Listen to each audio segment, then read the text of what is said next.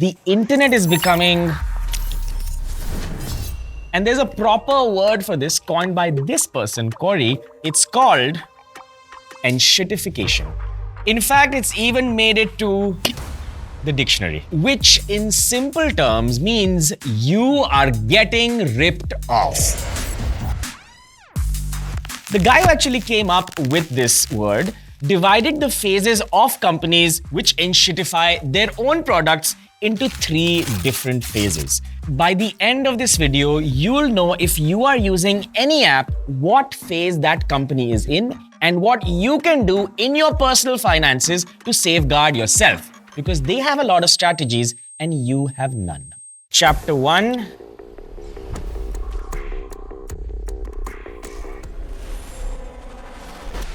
In 2015 की बात है. I had a Wagoner, didn't have enough petrol to go anywhere, and I was always searching for deals. But there's never a good deal until this magical startup shows up and it offers a 50% freaking off on my favorite pizza. I go, try it, and it's actually 50% off. And I absolutely loved it. Around that time, Subway also offered a free meal, well, almost free, 50 rupees every Tuesday, chicken, ham, foot long. I can eat as much. Me and my friend would go there every Tuesday because who can afford a 300 rupee sub? 50 rupees se mil raha hai to bhai, awesome. But why are these businesses giving out all this free stuff, well, almost free, for no reason? You should know this, right? Because your din ka, mahine ka budget is based on those discounts. If the cost of food is not here, is here, the budget hill jayega if it goes back up, right? So let's understand why. This is a normal business. This is a product. The product gives good customer service.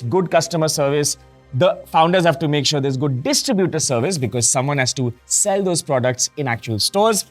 And then the product is so good, the service is so good that there are reorders. When there are reorders, that's when you have a business. Now think about it. This does not happen in a year, but the venture capitalists, the guys who are raising money from other investors to give it to startups and other companies, can't wait for 15 years. They want it done now. So to shorten that entire process, what you can do is, you see this good product? What you can do is you can give like a 50% off. And because of this, the entire market will come here.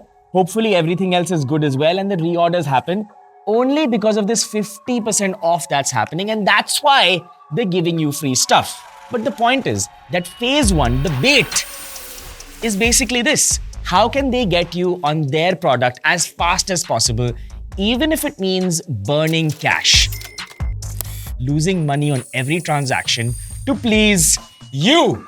This is how venture capital actually works. A VC invests in 10 startups. 8 go to zero, 1 returns 2 to 3 times, and 1 becomes a monster. That one winner pays for all the losers and still creates great returns. That's the power law. Ab bhaiya dekho, VC is making his money, founders and employees are making their money. Ab hum kya kare? We are getting stuff for free. So who really cares? We should just take the free stuff, right? This is a mistake because there are 3 problems here that you have not noticed. 1, when you get a lot of free stuff, you just order it because, well, it's free. But if you pause for a moment and think, do you actually need it? Will you actually use it? Or is it just creating noise in your life? The second problem is when something free is given to you that's digital. Let's say it's a cashback, or let's say it's free tickets, or let's say I recently got a free air ticket to an awesome destination in a really good airline for 0 cost. And I was thinking, Babu, we should travel because 1 ticket is free. But is it really? Because I have to buy the second damn ticket, and I think the airline knows this. So you've got to think, when something's given for free, you are using it and actually spending a bit more. So net, did you really save, or did you just believe the marketing copy? And third is convenience, my friends. It's also the reason why you don't go out and buy groceries anymore, because 10 minutes mein to aa jayega. Convenience is a way to hook you in, lock you in, so you think that that's normalized and you get so habituated to it that you never ever switch? So the answer is this checklist. 1. When you're buying something, are you just buying because there's a great offer and you want to just try a new brand and you actually don't need it? Second, will you buy this item again and again and again, or is this just a one-time indulgence purchase? Because if it's a habit-forming purchase and you can't afford it, maybe you shouldn't buy it in the first place. And number 3, reimagine all your purchases you are getting on heavy discounts. Imagine those discounts are gone. क्या आपका budget बहुत ज़्यादा हिल जाता है? Because at some point, all these companies will stop giving these incentives when their phase changes. And this brings us to our next phase after bait, which is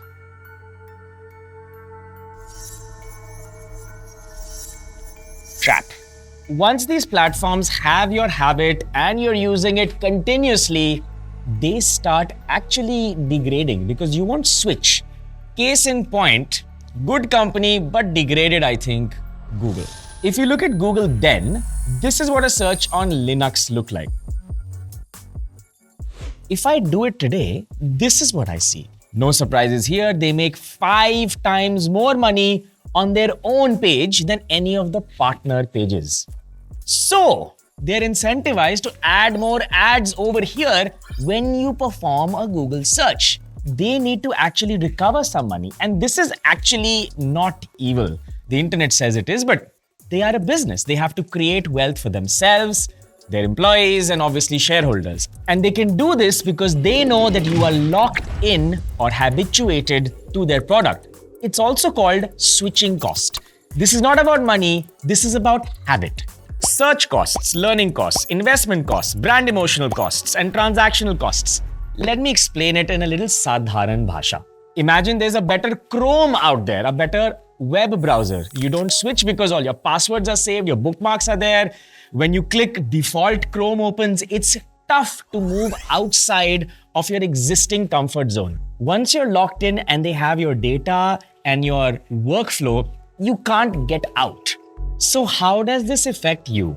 Well, 1, if they increase prices, you are not going to leave because now the convenience is great. But 2 is a little more sinister. There was a peer-reviewed study which said that the top clicks happen on the first few products when you see on Amazon. And this is fine. When you search, you see a bunch of products, you're likely to select the top 4 or top 5.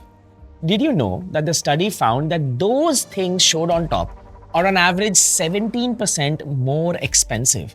And you don't even know it. It's the illusion of choice.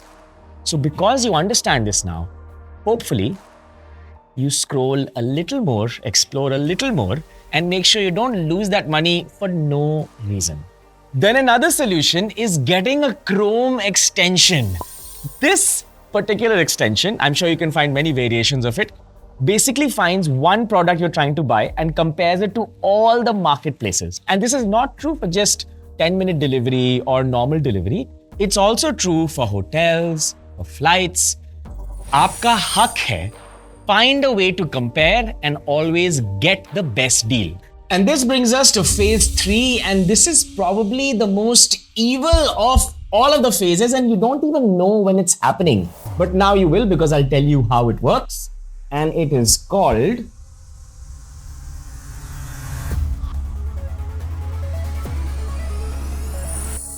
naturally in these companies, when suddenly more than Dow and Mao, they want profitability. So naturally in the CXO room, they're not talking about growth, user delight, because wo to ho chuka hai. Now they're talking about how can we make money. Hence, and they have 3 ways to do this. Have you ever noticed that the price of an app suddenly goes up, but the value to the user is exactly the same? We have Google for Business. They suddenly increase the prices by a very significant amount per user, and everything is exactly the same. And if they added any new features, I am not aware of it. But because all of us are locked in, well, that's why it's called rent-seeking behavior. Then there is the second technique. See, no one wants to pay 300 rupees extra for a service, but they're okay paying 30 rupees 10 times. It's called drip pricing, where they take a delivery charge and divide it into multiple small different fees, and you have no idea that this is added up. So we expect that on checkout, the price will always be higher than what we were promised. That dark pattern has been totally normalized. But you know what? The real thing is CIY. Actually, let me do an experiment. Can you come? You come here. Okay. Let's imagine all of you are selling a product, okay? And you all have markers, obviously. I also have a marker. You all pick a side. This side, you're this side, you're this side. And each dot represents the different products that you have that you're selling on a marketplace. Go! So as much as you can, yes. Yes, sir. Sir ये कुछ ज़्यादा मोटा हुआ है. कोई बात नहीं, आपका इंटरेस्टिंग प्रोडक्ट है, बढ़िया. Wow, very good. If I make mine bolder. हाँ, you can make it bolder. Please compete with the other products. आपका प्रोडक्ट बेटर है, इसका प्रोडक्ट बेटर है. अच्छा प्रोडक्ट बनाओ. ओह, इसका बेटर लग रहा है. सर ये वाला क्या? ये भी इंटरेस्टिंग है यार. इसके फीचर्स तो क्रेजी है. इसमें स्टार है, तुम्हारे में एरो है. ये प्रोडक्ट विंस. बढ़िया. ओके, ये निशिता का प्रोडक्ट्स हैं. ये अमन भाई के प्रोडक्ट्स हैं. एंड ये किसके प्रोडक्ट्स हैं? क्या बेचते हो आप? सर मैं क्या है ये? सर ये अभी तो दिमाग में कुछ आ नहीं रहा. This is the representation of a capitalist economy. यानी कि you get to choose the same product manufactured by different people over here, and जो आपको सही लगेगा, स्टार वाला की एरो वाला की ये वाला, you get to choose, which means the power is with the customer. अगर आपको इनका प्रोडक्ट बेटर लगेगा, you choose him, they get upset, they improve their product, and then you shift over here. So they have to provide the highest quality with the lowest actual price, which means income margin is always low. You always win. But let's suppose this canvas you see here is owned by me. And I say, I'm introducing a bunch of new products. They're not as good as the other ones, as you can see. But what if